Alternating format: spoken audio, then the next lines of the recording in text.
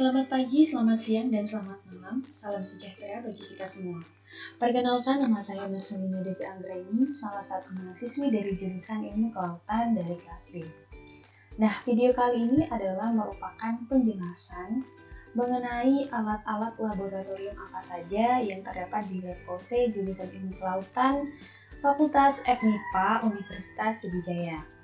Nah, yang pertama adalah alat laboratorium oceanografi fisika yang terdapat di Lab OC.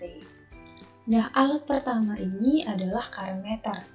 Karometer adalah alat yang digunakan untuk mengukur arus air. Prinsip kerja dari karometer itu sendiri yaitu propeller atau impeller berputar dikarenakan partikel air yang melewatinya. Jumlah putaran propeller per waktu pengukuran dapat memberikan kecepatan arus yang sedang diukur apabila dikalikan dengan persamaan kalibrasi propeller tersebut. Nah, berikut ini adalah gambar dari karometer dengan model 106 datasheet. Pada karometer itu terdapat CDU, di mana kotak CDU ini adalah merupakan control display unit yang menampilkan dan menyimpan data dari karometer itu sendiri. Kemudian alat yang kedua adalah floating drag. Floating drag merupakan alat yang digunakan untuk mengetahui kecepatan arus pada kolom perairan. Nah, gambarnya dapat terlihat pada kursor. Nah, prinsip kerja dari floating drag itu cara menggunakan alat ini cukup sederhana, yaitu dengan meletakkan floating drag di tengah perairan. Tunggu sampai tali menegang dan ukur waktunya.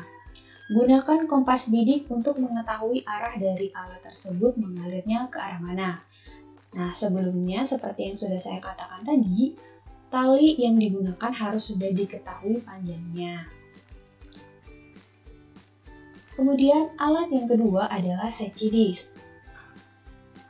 Secchi disk ini adalah alat yang digunakan untuk mengukur kecerahan pada suatu kolom perairan. Secchi disk terdiri dari lempengan pemberat. Secchi disk digunakan untuk mengukur seberapa jauh seseorang dapat melihat ke dalam air atau visibilitasnya. Nah, gambar dari Secchi disk terlihat pada layar seperti ini. Pada Secchi disk itu terbagi menjadi 4 bagian, di mana terdapat 2 warna yang nantinya akan dapat memperlihatkan kecerahan suatu perairan tersebut, di mana warna ini ketika perairan itu cerah maka akan nampak warnanya. Namun ketika perairan itu sudah sangat keruh, warna dari Secchi disk ini tidak akan terlihat. Prinsip kerja dari Secchi disk yang pertama itu tali harus tegak lurus saat alat dimasukkan ke dalam perairan. Kemudian masukkan perlahan Secchi disk ke dalam air hingga tidak terlihat dan tandai pada tali dengan D1 atau Secchi disk tidak terlihat. Kemudian masukkan lagi sampai dasar perairan dan tandai tali dengan Z. Kemudian tarik perlahan Secchi disk sehingga dapat terlihat, lalu tandai dengan D2. Perawatan Secchi disk cukup sederhana, yaitu dibilas dengan air tawar dan dikeringkan. Berikut ini adalah persentase kecerahan air yang dapat dinyatakan dengan N sama dengan D1 ditambah D2 dibagi dengan 2 kali Z dikali 100%. Kemudian alat yang keempat adalah multiparameter. Multiparameter water quality merupakan alat yang digunakan untuk mengukur kualitas air baik fisika ataupun kimia, yang mana alat ini portable dan mudah digunakan. Multiparameter sebagai alat ukur kualitas air, diantaranya untuk mengukur suhu, kekeruhan air, oksigen terlarut atau DO, konduktivitas, pH, potensial reduksi oksidasi atau ORT, kedalaman air, dan sebagai GPS. Nah, berikut ini adalah salah satu jenis multiparameter dengan merek Hana HI 9829.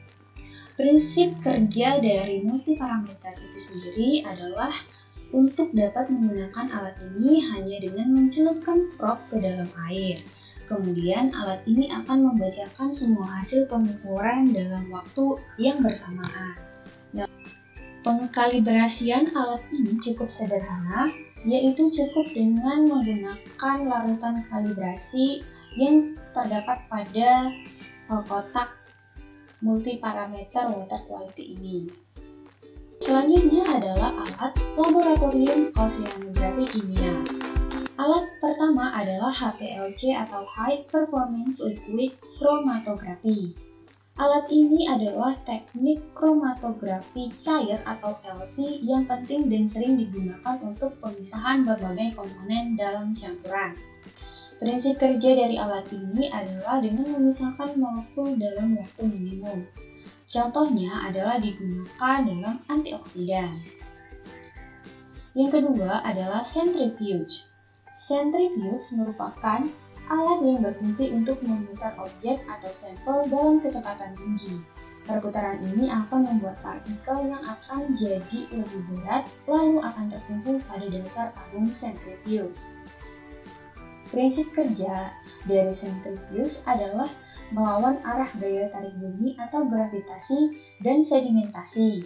Dengan adanya percepatan gaya sentripetal dan kekuatan gaya sentrifugal membuat objek terbentuk sedimentasi.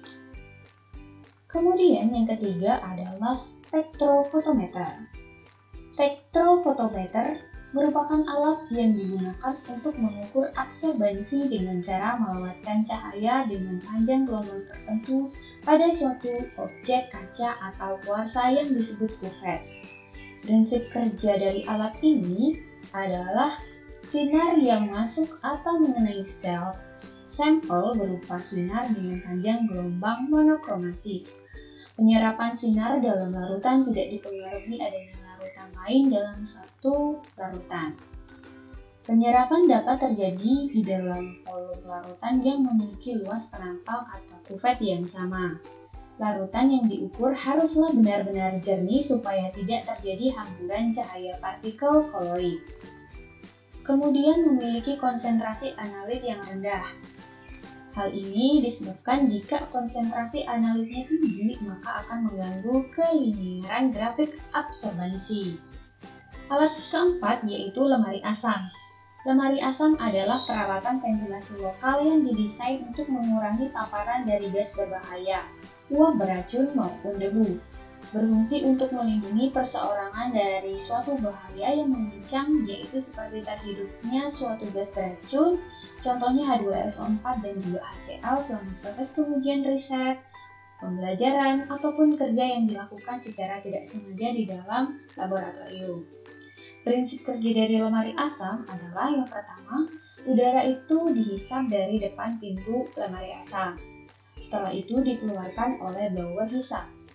Prinsip kerja lemari asam laboratorium ini kemudian menuju keluar dari gudang atau bahan penyaring. Lemari asam ini pada bagian depannya bisa dibuka. Oleh sebab itu, udara dalam lemari berpotensi dapat bercampur dengan udara yang ada di ruangan laboratorium. Sekian penjelasan dari materi alat-alat laboratorium oceanografi kimia dan juga fisika yang telah saya sampaikan. Saya mohon maaf bila terdapat banyak kesalahan dan kekurangan dalam penyampaian materi ini. Saya mohon kritik dan saran dari kakak abang sekalian. Sekian dan terima kasih. Selamat pagi, selamat siang, dan selamat malam. Salam sejahtera bagi kita semua.